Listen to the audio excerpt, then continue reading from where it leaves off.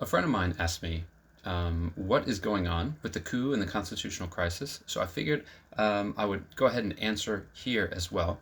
And so if you are out of the loop and you want to know why people are claiming there's a coup and a constitutional crisis, you're in the right place. You want to know why people, even on the right, are starting to get mad at Elon? Well, here it is. The short answer is that Elon's actions are illegal, and they destroy the balance of power outlined in the Constitution, converting essentially the president into a king. And I know what you're thinking. Ryan, calm down.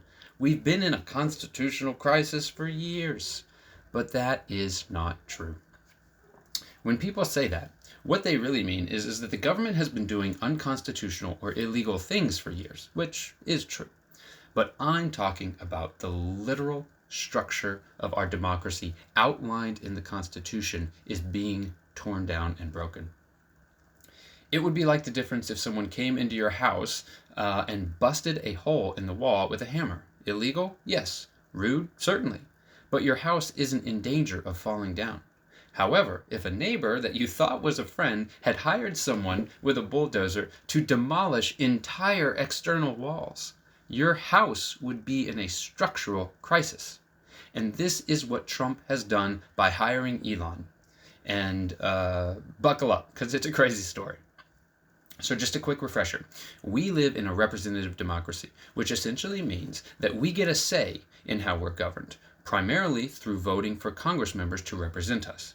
There are three branches of government: the legislative, which is Congress, and they make laws and they control the spending; the executive, or the presidency, which carries out the laws; and the judiciary, which is the courts, who essentially interprets the laws. So three branches of government, and they have many checks and balances to ensure that we are not ruled by one person or by a king, which is the biggest fear of the founders of the Constitution, given they just fought a rebellion against a king.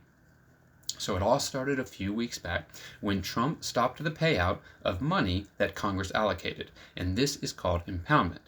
Now, multiple presidents have impounded money before, but a law against it was created called the Impoundment Control Act in response to what Congress deemed was a gross overstep by Nixon.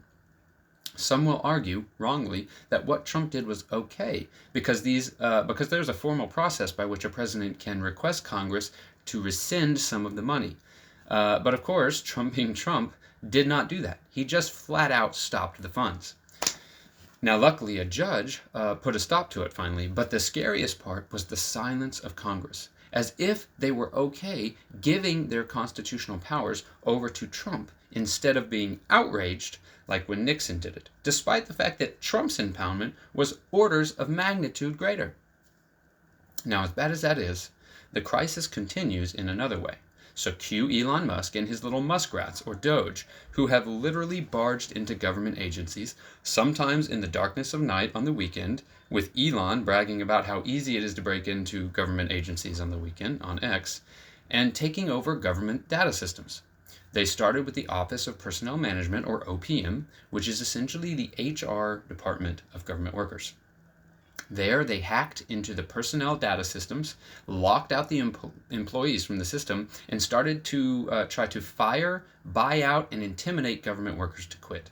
This was done under the guise of saving money, but essentially many internal memos and emails were leaked asking questions pertaining to loyalty to Trump, and anyone associated with any kind of program even mentioning DEI was fired, and people deemed not loyal enough to Trump were either fired or heavily encouraged to accept a shady buyout deal that they don't even know if they can fund.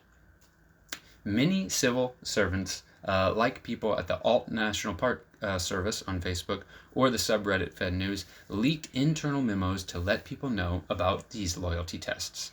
And many government workers stiffened their spines and refused to quit, preventing Trump from keeping people only loyal to him in these positions. And this loyalty purge continues and includes many top qualified and experienced officials. So this has never been done, as these positions are supposed to be nonpartisan and non-political. Now, as coup-y as that sounds, that last part sounds, this isn't even what is referred to as the coup or the constitutional crisis.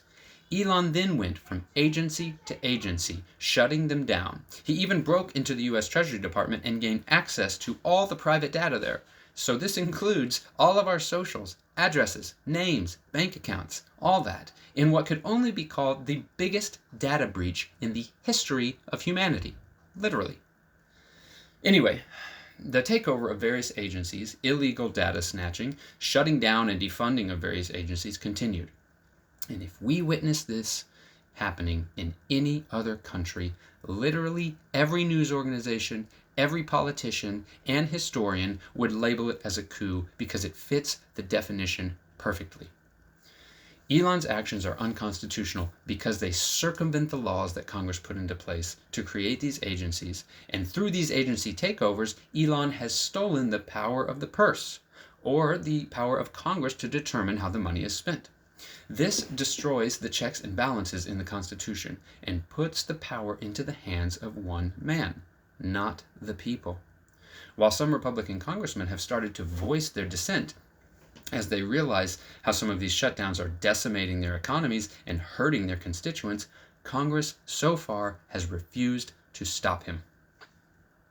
While a flurry of lawsuits and judges have placed stop orders and restraining orders on much of what Elon is doing, the Trump administration has been dragging its feet, feigning misinterpretation of these stop orders. But then judges came out and said that Elon and DOGE were in violation of these court orders and must stop. But they haven't. And the alarming thing is that Trump and Vance and Trump's press secretary have all voiced their displeasure with the courts, even saying that the courts are leaving him no option but to ignore the court orders. And in what might be the dumbest, most anti-democratic executive order ever written, Trump has declared that only he has the right to interpret the law.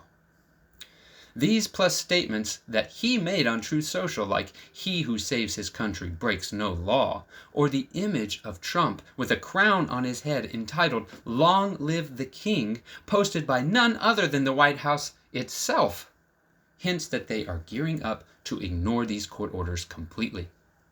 And when this happens, the constitutional crisis will have come to a head, as the courts will have no choice but to hold him in contempt of court and possibly try to arrest him. What happens then is anyone's guess, but we will be in a full-on coup.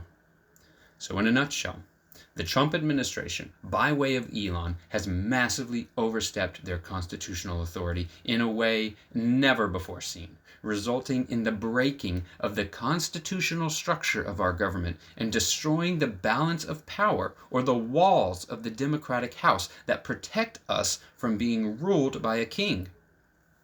Congress, while starting to awaken due to the pressure of the citizens, has remained silent, effectively conceding their power to Trump. So Trump has taken control over two branches of power, and if and when he defies the order of the third branch, the fate of the democracy will be resting on a razor's edge.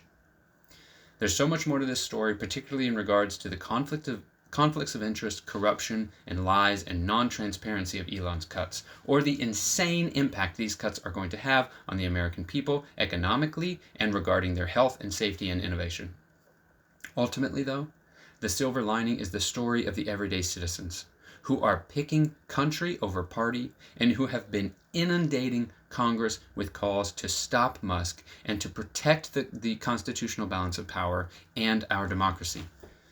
I've even seen town halls from Republican areas just lambasting their Republican congressmen, shouting, "Hey, we may have voted for Trump, but we did not vote for a monarchy." And Congress is starting to feel the pressure, particularly as they realize how their constituents are being economically decimated by these cuts. So if you want to join the masses and stand for democracy, join us in calling Congress and demanding the stop of Elon. And maybe we'll even see you at some of the 5051 protests. Take care.